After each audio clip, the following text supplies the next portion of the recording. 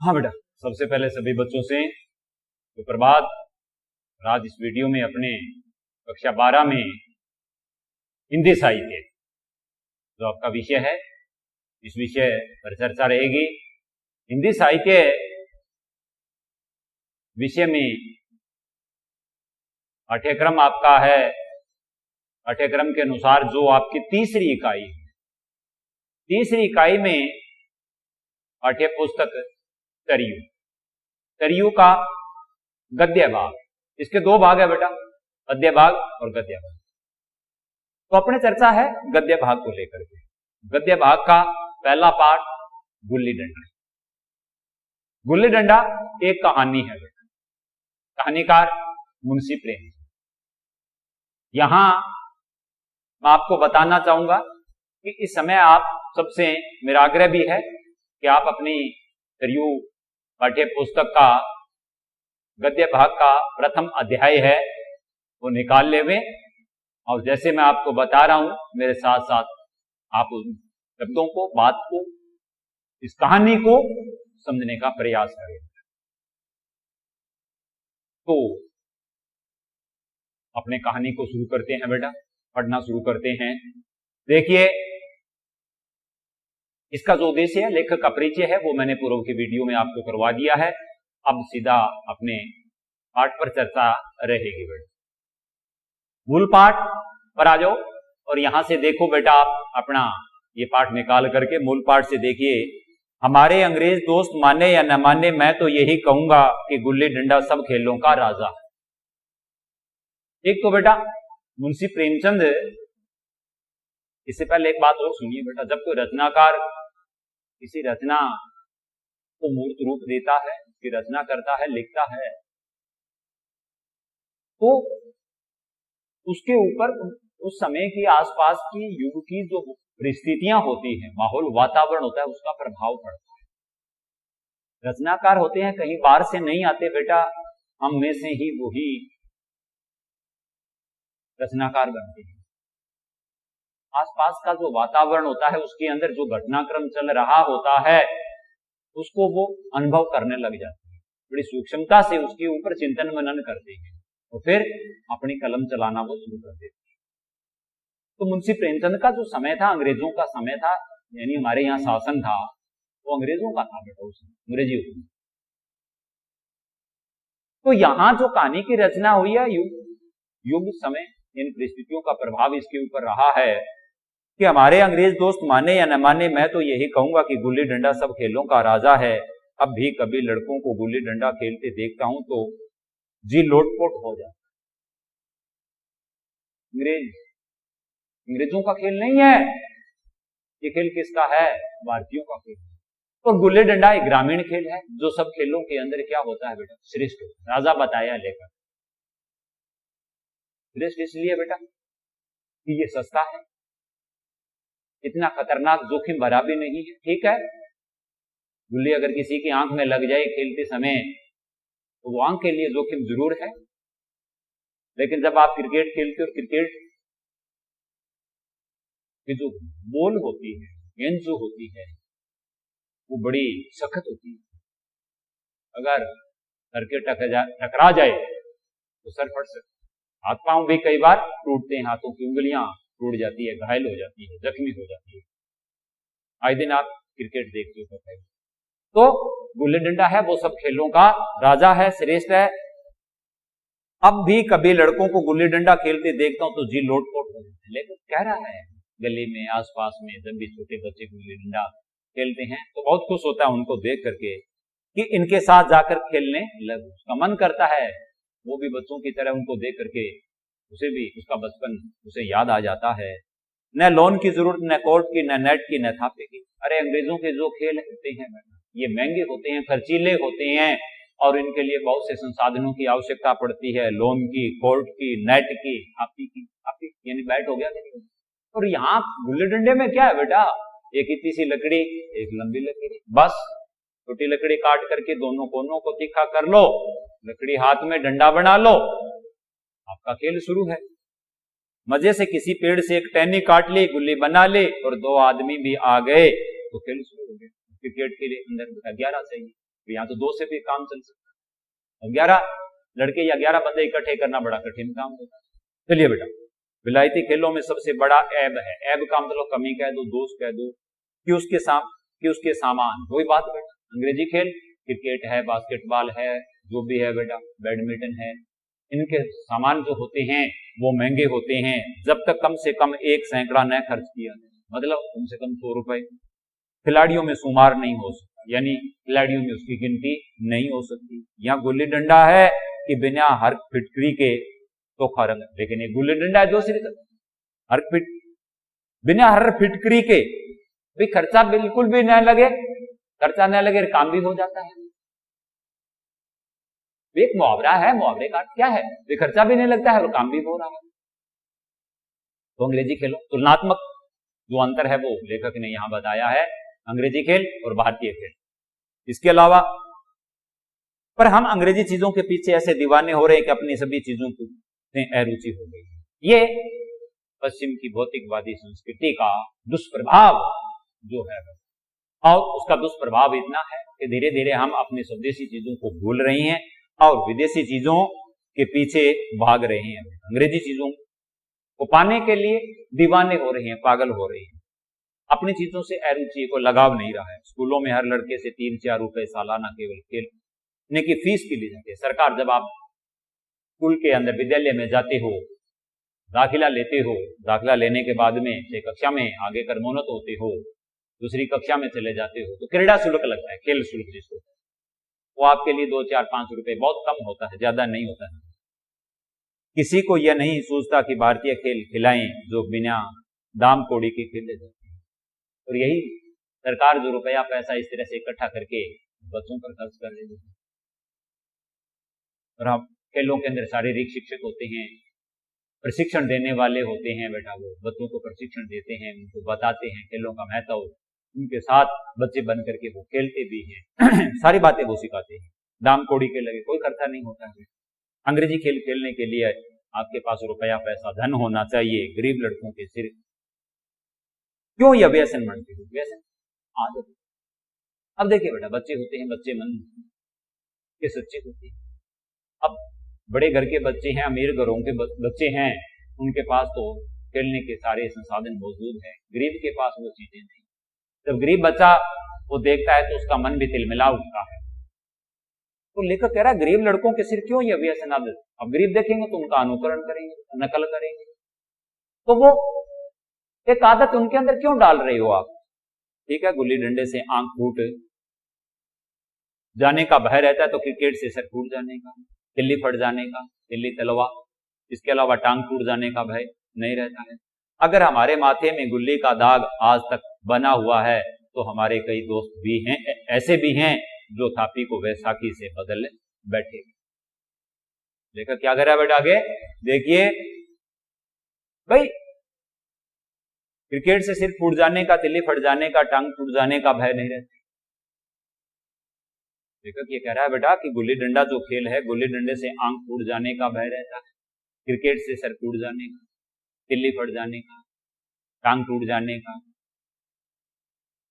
ये भय रहते हैं। अगर हमारे माथे में गुल्ली का दाग आज तक बना हुआ, यहां अगर गुल्ली लग जाए तो हमारे कई दोस्त ऐसे भी हैं जो थापी को वैसाखी से बदल बैठे। थापी को वैसाखी से बदल बैठे। थापी मतलब बैट है, उसी को क्या बना लिया बेटा, थापी, थापी को बैट का बना लिया। यह अपनी अपनी रुचि है। मुझे गुल्ली ही सब खेलों से अच्छी लगती है और बचपन की मीठी स्मृतियों में गुल्ली ही सबसे मीठी रुचि होते हैं। खेल उनको प्रिय होता है, उन दिनों की बात है, उस समय की बात है जब गुल्ली डंडा समाज में बहुत लोकप्रिय था। तो लेखक को ये गुल्ली सब जो है वो सबसे प्रिय लगी। आगे देखिए, वह प्रातःकाल घर से निकल जाना, रोजाना घर से निकल जाते, पेड़ पर चढ़कर टहनियां काटना और गुल्ली डंडे बनाना, ये शौक होता है बच्चों का। बेटा मेरी गुल्ली बढ़िया, मेरा डंडा बढ़िया है, अच्छी अच्छी सुंदर सुंदर वो पेड़ों की टहनियां काटते हैं, फिर उनसे वो गुल्ली डंडा तैयार करते हैं। वह लड़ाई झगड़े, वह सरल स्वभाव जिनमें छूत अछूत, अमीर गरीब का बिल्कुल भेद है। ये बचपन बड़ा सुखद होता है बेटा, इसमें बैर विरोध, मन मुटाव, ऊंच नीच, छोटे बड़े का कोई भेदभाव नहीं। सब प्रकार के भेदभाव, सब प्रकार के अंतर भूल करके बचपन एक हो जाता है। कितना सुंदर, कितना मधुर होता है बचपन। शायर ने कहा है, कोई तो लौटा दे मेरे बीते हुए दिन। वो बीते हुए बचपन, ये बचपन कभी भी बेटा लौट करके दोबारा नहीं। इसकी स्मृतियां, इसका बड़ी मधुर होती है। बचपन का जो आनंद होता है वो अत्यंत सुखदायी होता है। जीवन का सबसे महत्वपूर्ण काल होता है। एक बार निकल जाता है फिर ये जीवन में दोबारा नहीं आता। व्यक्ति चाहे कितना भी आगे जीवन में क्यों न निकल जाए, बचपन के लिए लड़ता है। मुद्रा कुमारी चौहान की एक रचना है, मेरा बचपन। बड़ी सुंदर और बड़ी हृदय स्पर्शी रचना है वो मुद्रा कुमारी चौहान की, जिसमें बचपन को लौटाने की बात कही गई है। गत वर्ष, इस वर्ष भी है, कक्षा 12 के अंदर अनिवार्य हिंदी में जो आपकी पाठ्य पुस्तक है, जिसका पद्य भाग है, कि जो अंतिम कविता है, मेरा बचपन है। आपको पढ़ने का अवसर मिलेगा जब आप इस रचना को पढ़ोगे, इस कविता को पढ़ोगे, तो आपके मन में भी आपके बचपन की स्मृतियां हैं वो तरोताजा हो जाएगी। इस तरह से बचपन बीतता है, बड़े होते हैं, उनके लिए आप चांद तारों से कम नहीं हो। चांद लेने के लिए बच्चे हट करते हैं, शीशे में मुखड़ा दिखलाया जाता है। उतली बोली, मिट्टी खाना, बड़ी मधुर स्मृतियां होती है बचपन, अनमोल है, अतुल्य है अपने आप में। चलिए बेटा, वह प्रातः काल तो इस प्रकार से छूत अछूत लड़ाई झगड़े होते रहते हैं, मनमुटाव होता है, थोड़ी देर के लिए होता है, फिर वो सब चीजें भूल जाते हैं और वापस खेल के अंदर सभी बच्चे तन्मय हो जाते हैं। बिल्कुल भेद न रहता था, जिसमें अमीराना चौंचलों की प्रदर्शन की, अभिमान की गुंजाइश ही न थी। अमीरों के चौंचले, उन अमीरों के चौंचलों का प्रदर्शन, अभिमान, घमंड आदि की कोई इस बच्चों के खेल में कोई गुंजाइश नहीं है। ये उसी वक्त भूलेगा जब जब घर वाले बिगड़ रहे हैं, पिताजी चौक पर बैठे वेग से रोटियों पर अपना क्रोध उतार रहे हैं, अम्मा की दौड़ केवल द्वार तक है, लेकिन घर नहीं पहुंचता है बेटा। घर वाले नाराज हो रहे हैं, पिताजी चौक पर बैठे वेग से रोटियों पर अपना क्रोध उतार रहे हैं, खाना खाते समय अभी तक वो आया नहीं है, और अम्मा माँ है, वो रोटी पकाते पकाते बार बार आपके लौटने का राह देख रही है, द्वार पर जाती है तो फिर वहां से वापस आ जाती है। लेकिन उनकी विचारधारा में मेरा अंधकार में भविष्य टूटी हुई नौका की तरह डगमगा रहा, मैं समय पर नहीं लौट के आता हूँ। बच्चों का स्वभाव होता है, खेल में तन्मय हो जाते हैं, लीन हो जाते हैं, खाना पीना, समय पर घर पहुंचना, सब चीजें वो भूल जाते हैं, नहाना धोना, ये सब चीजों से वो मुक्त हो जाते हैं, भूल जाते हैं। तो ऐसे में माँ का जो मेरे प्रति विचार था वो ये था कि मेरा भविष्य उनको अंधकार में ही दिखाई दे। जैसे टूटी टूटी नाव होती है, उसमें पानी भर जाता है, वो नदी में डूब जाती है, इस प्रकार से डूबता हुआ भविष्य मेरी माँ को दिखाई दे रहा था। और मैं हूं कि पदाने में मस्त, पदाने में, अरे वो गुल्ली डंडा जो होता है, उस गुल्ली को फेंकते हैं तो दूसरे लड़के उसको पा करके लेकर के आते हैं, वो पदाना कहलाता है खेल के अंदर। न नहाने की सुधी न खाने की गुल्ली है तो जरा सी छोटी सी है, कोई खाने पीने की चिंता नहीं है, पर उसमें दुनिया भर की मिठाइयों की मिठास और तमाशों का आनंद है भरा हुआ है। उसमें जो रस है, जो आनंद है दुनिया भर की मिठाइयों में, वो रस नहीं है जो यहाँ उसे मिलता है। दुनिया भर के तमाशों में वो आनंद नहीं मिलता जो लेखक को यहाँ मिल रहा है। मेरे हमजोलियों में, हमजोलियों जो साथ पढ़ने वाले हम उम्र होते हैं बेटा, एक लड़का गया नाम का, लड़के का नाम गया मुझसे 2-3 साल बड़ा होगा, 2-3 साल का बस इतना सा ही अंतर होता है। दुबला लंबा, बंदरों की सी लंबी लंबी पतली पतली उंगलियां बेटा उसकी, बंदरों की सी चपलता चंचलता, वही जल्लाद बंदरों की तरह गुल्ली कैसे ही हो उस पर इस तरह लपकता जैसे छिपकली कीड़ों पर लपकती, मतलब पटाख से वो उसके ऊपर से जैसे गिल्ली जाके उसको पकड़ लेता, कैच कर लेता, जिस प्रकार से छिपकली कीड़ों पर लपकती। मालूम नहीं उसके माँ बाप थे या नहीं, कह नहीं सकता, कहाँ रहता था, क्या खाता है, पर था हमारे गुल्ली क्लब का चैंपियन था, श्रेष्ठ था बेटा उस समय। जो हमारा गुल्ली क्लब बना हुआ था सारे लड़कों का एक तरह से समूह जो था, उसमें चैंपियन था, श्रेष्ठ था, जिसकी तरफ वह आ जाए उसकी जीते। वो अलग अलग ग्रुप बना लेते, 2 ग्रुप बना करके टीमें बना करके खेलते थे। तो जिस टीम जिस ग्रुप के अंदर होता, जिस दल में होता, उसकी जीत सुनिश्चित होती। हम सब उसे दूर से आते देख उसका दौड़कर स्वागत करते थे और उसे अपना गोया बना लेते थे, अपने हिस्से का बना लेते थे। पहले ये हमारे साथ एक दिन मैं और गया दोनों ही खेल रहे थे। वह पदा रहा था, वो पिदाना है बेटा। मैं पदा रहा था, मगर कुछ विचित्र बात यह है कि पदाने में हम दिन भर मस्त रह सकते हैं। पदना 1 मिनट का भी आखिरता है। पदना मतलब जाना एक तरह की सजा है। वो भागता है, दौड़ करके लेके आता है, हाँफ जाता है, तो ये एक सजा है बेटा। पदना 1 मिनट का भी आखिरता है, चुभता भी है, नाजायज हो। मैंने गला छुड़ाने के लिए सब चालें चली, जो ऐसे अवसर पर शास्त्र विहित न होने पर भी क्षम्य है, लेकिन गया अपना दाव लिए बगैर मेरा पिंड न छोड़ने वाला था। मैंने अपना, अब वो मेरी बारी आ गई, मुझे पिदा रहा था, तो मैं अपनी तरफ से कोशिश कर रहा था, सब चाले चली, पर ऐसे अवसर शास्त्र विहित न होने पर, न्यायोचित यूं कहे, शास्त्र विहित का मतलब न्यायोचित न होने पर भी, लेकिन गया अपना दाव लिए बगैर, तो वो अपनी बारी लेकर के मुझे पिदाए बगैर वो छोड़ने वाला नहीं। मैं घर की ओर भागा, अनुन्य विनय का कोई असर नहीं, अनुन्य विनय उसके आगे किया, कोई फर्क नहीं पड़ा। गया ने मुझे दौड़कर पकड़ लिया और डंडा तान कर बोला, मेरा दाव देख कर जाओ, मेरी बारी दो, पहले मैं पिदाऊं, अब तुम पिदोगे मेरे आगे। पदाया तो बड़े बहादुर बन के, पदने के बैर क्यों भागे जाते हो? अब तुम्हारी बारी आई है पिदने की, तो अब तुम भागे जा रहे हो, जाने नहीं दूंगा क्या? तुम दिन भर पदाओ तो मैं दिन भर पदाता रहूंगा, तुम पिताओगे मैं भी पिताऊंगा। हाँ, तुम्हें दिन भर पदाना पड़ेगा, न खाने जाऊं न पीने जाऊं, हाँ मेरा दाव दिए बिना कहीं नहीं जा सकते। ये दोनों में वाद विवाद चल रहा है बेटा। हाँ मेरे गुलाम हो, मैं घर जाता हूं, देखूं मेरा क्या कर लेते हो। घर कैसे जाओगे, कोई दिल लगी है?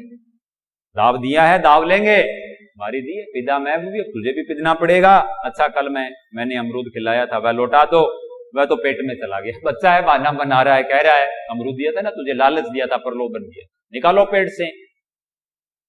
तुमने क्यों खाया मेरा अमरूद? तुमने दिया था तब मैंने खाया, मैं तुमसे मांगने न गया था। मैंने कौन सा मांगा, तुमने दे दिया, मैंने खा लिया। जब तक मेरा अमरूद न दोगे मैं दाव न दूंगा। बहाना बना रहा है, देख न पिदने। मैं समझता था न्याय मेरी ओर है, आखिर मैंने किसी स्वार्थ से ही उसे अमरूद खिलाया होगा। कौन निस्वार्थ किसी के साथ सलूक करता है, सलूक व्यवहार करता है क्या? भिक्षा तक तो स्वार्थ के लिए ही देते, नहीं भाई, अच्छा व्यवहार जब वही होगा जहां स्वार्थ होगा। बिना स्वार्थ के कोई किसी के साथ अच्छा व्यवहार नहीं करता। भिक्षा दी जाती है, उसके पीछे भी स्वार्थ होता है, पुण्य होगा। स्वार्थ के लिए कह रहे हैं हम, भिक्षा नहीं देंगे तो पुण्य नहीं होगा। जब गया ने अमरूद खाया तो फिर उसे मुझसे दाव लेने का क्या अधिकार है? हम उसे नहीं लेना चाहिए, ये अपने आप में वो सोच रहा है। रिश्वत देकर तो लोग खून पचा जाते हैं, खून पचा जाते हैं क्या? भाई रिश्वत देकर के अगर किसी का कत्ल कर दिया तो वो भी रिश्वत के अंदर दब जाता है। या मेरा अमरूद यूं ही हजम कर जाएगा? अमरूद पैसे के 5 वाले थे, अमरूद पैसे के 5, 1 पैसे के मतलब 5 आते थे, जो गया के बाप को भी नसीब नहीं होंगे। यह सरासर अन्याय था। मतलब लेकर कह रहा ये लगातार मेरे साथ क्या है, अन्याय हो रहा है। गया ने मुझे अपनी ओर खींचते हुए कहा, मेरा दाव देकर जाओ, अमरूद समरूद मैं नहीं जानता, कुछ नहीं जानता, मैं बारी जानता हूं, अपनी बारी देकर के जाओ के लिए। मुझे न्याय का बल था, वह अन्याय पर डटा हुआ था। मैं न्याय, मेरी ताकत थी, मैं न्याय चाहता था कि अमरूद खिलाए हैं, लेकिन वो अन्याय पर डटा हुआ। मैं हाथ छुड़ाकर भागना चाहता था, वह मुझे जाने न देता। मैंने उसे गाली दी, उसने उससे कड़ी गाली दी। बच्चों के अंदर होता है बेटा, ये स्वाभाविक है। ये बाल सुलभ चेष्टाएं जो होती है इस उम्र के अंदर, उनका जिक्र रचनाकार ने यहां किया। बच्चों के अंदर ये स्वाभाविक क्रियाएं होती है, मतलब इस उम्र के अंदर, बचपन के अंदर इस प्रकार से बच्चों में तर्क वितरक है वो होते हैं। ये स्वाभाविक उनकी ये मतलब विचार होते हैं। ये गाली, कड़ी गाली दी, और गाली नहीं, एक चांटा जमा दिया। मैंने उसे दांत से काट दिया, दंडी मतलब काटना बेटा। उसने मेरी पीठ पर डंडा से मार दिया, जोर से लगा दिया बेटा। मैं रोने लगा, गया मेरे इस अस्त्र का मुकाबला न कर सका, मेरी इस अस्त्र का मुकाबला न कर सका, भागा। मैंने तुरंत आंसू पहुंच डाले, डंडे की चोट भूल गया और हंसता हुआ घर जा। देखिए बेटा, ये है बच्चे का पवित्र मन। अक्सर आजकल देखते हैं हम, बच्चे अगर शिकायत करते तो घर वाले डांगे निकाल करके बाहर आ जाते हैं, लेकिन ये जो ईर्ष्या द्वेष थी वो वहीं छोड़ करके और प्रसन्नचित मन से ये लौट आता है। मैं थानेदार का लड़का, एक अदने से लड़के के हाथों पीट गया। अदना एक छोटा सा आदमी का लड़का है, छोटे से घर का लड़का है, उसके हाथ से मैं पीट गया, मैं थानेदार का बेटा हूं। यह मुझे उस समय भी अपमानजनक मालूम हुआ, लेकिन घर में किसी से शिकायत है, यद्यपि मुझे थोड़ा महसूस जरूर हुआ, अपमान इसमें लगा मुझे, लेकिन शिकायत मैंने भी नहीं की। उन्हीं दिनों पिताजी का वहां से तबादला हो गया, स्थानांतरण हो गया इनके पिता का। नई दुनिया देखने की खुशी में ऐसा फूला कि हमने अमजोलियों से बिछुड़ जाने का बिल्कुल दुख नहीं, मेरे साथियों से बिछुड़ जाने का मुझे कोई दुख नहीं था, पिताजी दुखी, स्थानांतरण कारण। तबादला जो हुआ, तबादले को लेकर के लेखक के पिता जो थे वो दुखी थे। यह बड़ी आमदनी की जगह थी, यहां जब रह रहे थे यहां उनको ऊपरी आय अच्छी मिलती थी। अम्मा जी भी दुखी थी, यहाँ सब चीजें सस्ती थी।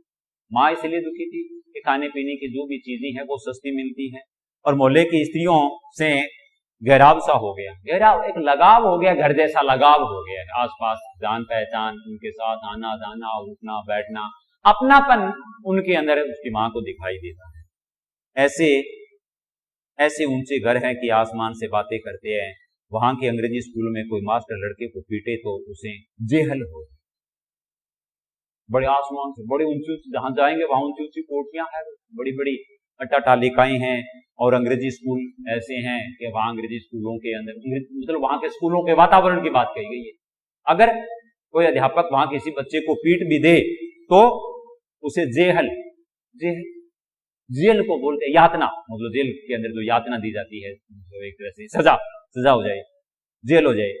मेरे मित्रों की फैली हुई आंखें और चकित मुद्रा बतला रही थी कि मैं उनकी निगाह में कितना ऊंचा उठ गया हूं।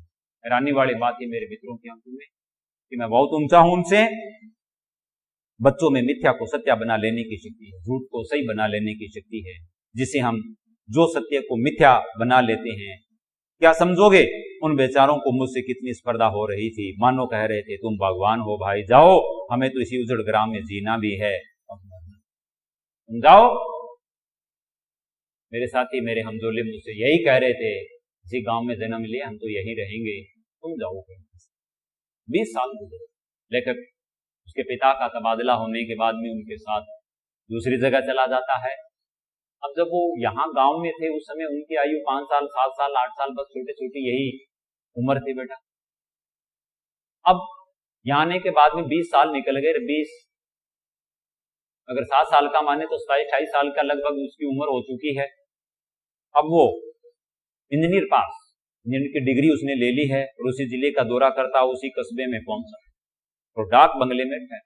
डाक अंग्रेजों के समय की बात है। ये रेस्ट हाउस, विश्राम गृह, आजकल जैसे सरकारी मेहमान नेता वगैरह और होते हैं, मंत्री वगैरह होते हैं, तो सरकार के बनाए हुए रेस्ट हाउस जिनको बोलते हैं, विश्राम गृह होते हैं, वहां इनको रुकना। अंग्रेजों के समय ये डाक बंगले हुआ करते, तो यहां आकर के लेखक है वो इंजीनियर बन करके इसी गांव के डाक बंगले में आकर के रात्रि में विश्राम करता है। उस स्थान को देखते ही इतनी मधुर बाल स्मृतियां हृदय में जाग उठी। अब जैसे ही उनको देखा, अपने गांव को, बचपन की स्मृतियां, मधुर स्मृतियां के मानस पटल पर उभर आई, जाग गई। मैंने छड़ी उठाई और कस्बे की सैर करने लगी। लकड़ी ले ली छोटी सी, छड़ी उठा ली और कस्बे की सैर करने के लिए, घूमने के लिए लेखक है वो निकल पड़ता है, बाहर चला जाता है। किसी प्यासे पथिक की भांति बचपन के उन क्रीड़ा स्थलों को देखने के लिए व्याकुल हो रही थी। किसी प्यासे पथिक की भांति, जैसे राहगीर होता है, यात्री होता है, राह पर चलते समय उसे प्यास लग जाती है, प्यास के लिए वो बड़ा व्याकुल और बेचैन हो जाता है। तो उसकी तरह प्यासे पथिक की भांति बचपन के उन क्रीड़ा स्थलों पे, बचपन के अंदर जहां लेकर खेला करता था अपने हमजोलियों के साथ, उनको देखने के लिए प्यासे की तरह देखने की प्यास, बेचैनी, व्याकुलता है वो उसकी बढ़ती जा रही थी। पर उस परिचित नाम के सिवा वहां और कुछ परिचित नहीं। परिचित नाम के सिवा उसी कौन सा परिचित, एक याद था बचपन का नाम गया, जो उसका बाल सखा था, वो एक नाम उसके बाद में याद नहीं रहा। जहां खंडर था वहां पक्के खड़े। अब देखिए बेटा, किसी समय जब लेखक यहाँ था उस समय वहां टूटे फूटे खंडर हुआ करते, लेकिन अब वो दशा, वो जगह, वो स्थान बदल चुका है, परिवर्तन आ गया। अब वहां बड़े बड़े पक्के मकान बन गए हैं। जहां बरगद का पुराना पेड़ था वहां सुंदर बगीचा, खेलने के लिए बड़ा छायादार बरगद का पेड़ हुआ करता था, उसके ऊपर नीचे दोपहर के समय सुबह शाम बच्चे वहां खेला करते थे। लेकिन अब वो नहीं रहा, उसकी जगह क्या बना दिया है, एक बगीचा बना दिया है, उसको क्या बोलते हो, पार्क, पार्क बना दिए बेटा। स्थान की काया पलट हो गई है, काया पलट। पहले वाले जगह में, इस जगह में क्या आ गया है, परिवर्तन आ गया है, बदलाव आ गया है बेटा। अगर उसके नाम और स्थिति का ज्ञान न होता तो मैं इसे पहचान भी नहीं सकता। इस जगह का मुझे आभास न होता, उस नाम आदि का पता नहीं होता, तो ये मेरी पहचान में ये जगह नहीं आती। मैं यही समझता कि मैं किसी दूसरी जगह, अनजान जगह यहां आ पहुंचा हूं।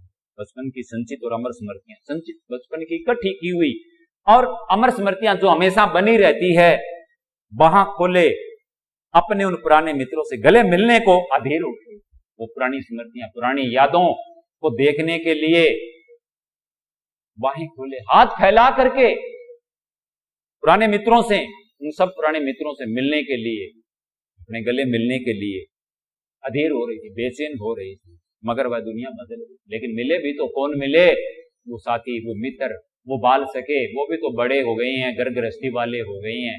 आसपास का भौगोलिक परिवेश है वो भी तो बदल चुका है।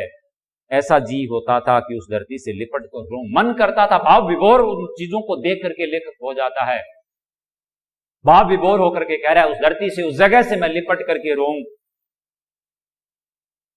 और कहूं तुम मुझे भूल गए। मैंने तुम्हें आज तक याद रखा लेकिन तुम मुझे भूल गए। मैं तो अभी तुम्हारा वही रूप देखना चाहता, वही जो रूप मैंने बचपन में तुम्हारा देखा था। तुम्हारी गोद पर मैंने क्रीड़ा की है, यही खेल कूद करके मैं बड़ा हुआ हूं। मैं वही दृश्य, वही बचपन वाली जो जगह है, वो भाग है, उसको मैं देखना चाहता हूं। सहसा एक खुली हुई जगह में मैंने 2-3 लड़कों गुल्ली डंडा, अचानक लेखक की नजर है वो एक तरफ जाती है। लेखक देखता है छोटे छोटे बच्चे हैं, वो गुल्ली डंडा खेल रहे थे। एक क्षण के लिए मैं अपने को बिल्कुल भूल, क्षण भर के लिए लेखक की स्मृतियां, लेखक का जो मन है उन बच्चों के अंदर डूब जाता है, यानी बच्चा बन जाता है। भूल गया कि मैं एक ऊंचा अफसर हूं, अपने आप को भूल गया कि एक बहुत बड़ा वो इंजीनियर है, साबी ठाट में है, मैं बड़े ठाट में हूं। रोब और अधिकार के आवरण में पर्दे, पद प्रतिष्ठा, इस आवरण में, इस पर्दे में, ये सब चीजों का ठाट है मेरे पास। बड़ा पद है, रोब है, ताकत है, बल है, अधिकार है, सारी चीजें हैं। लेकिन इन सब के होने के बावजूद भी क्षण भर के लिए मैं ये सब चीजें भूल गया। जाकर एक लड़के से पूछा, क्यों बेटे, यहाँ कोई गया नाम का आदमी है, इस गांव के अंदर इस नाम का कोई आदमी है? एक लड़के ने गुल्ली डंडा समेट कर सहमे हुए स्वर में, कौन गया? गया चरमकार, निमन जाति का, निमन जाति का, अछूत जाति का, कि वो मैंने यूं ही कहा, हाँ हाँ वही गया नाम का कोई आदमी है तो शायद वही हो। हाँ है तो जरा उसे बुला सकते हो? लड़का दौड़ता हुआ गया और क्षण में एक 5 हाथ के काले देव को साथ लिए आता दिखाई। थोड़ी देर के बाद में जो गया है दुबला पतला तो था ही, और उस लड़के के साथ रंग भी उसका काला है और वो आ चुका है।